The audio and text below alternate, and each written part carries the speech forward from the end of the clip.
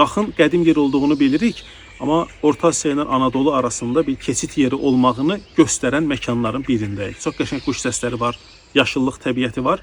Yunus Əmrənin məzarındayıq. Yunus Əmrənin 10'a yaxın çoxlu məzarlarının olduğu təxmin olunur. Zaten adamlar gəziblər, dərvişdilər. Fərqli məmləkətlərə, həm Orta Asiyaya gediblər, həm Qafqaz bölgəsindən keçiblər, Anadoluda fərqli yerlərdə. Bir çox yerdə də məzarın ona aid olduğu deyilir. Həmin yerlərdən biri də Qaxdır.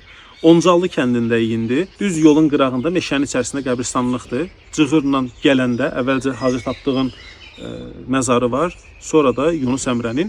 Yunus Əmrənin məşhur sözü var, deyir, yaradılmışı sevirik yaradandan ötürü. Bax, onun dediyi məsələdir. Bir də bunu lingvistlər daha yaxşı bilirlər.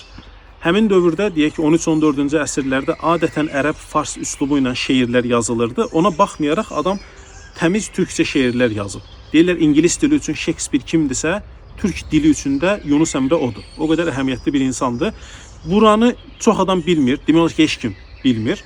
Amma bir yadınızda saxlayın, Qaxa gələndə sadə gəzmək üçün mənəvi havası olan, çox qəşəng təbiəti olan quşların oxuduğu bir yerə baş çəkmək istəsəz, Şeyx Tapdıq və Yunus Əmrənin məzarı onlayn xəritələrdə yazıb gələ bilirsiniz.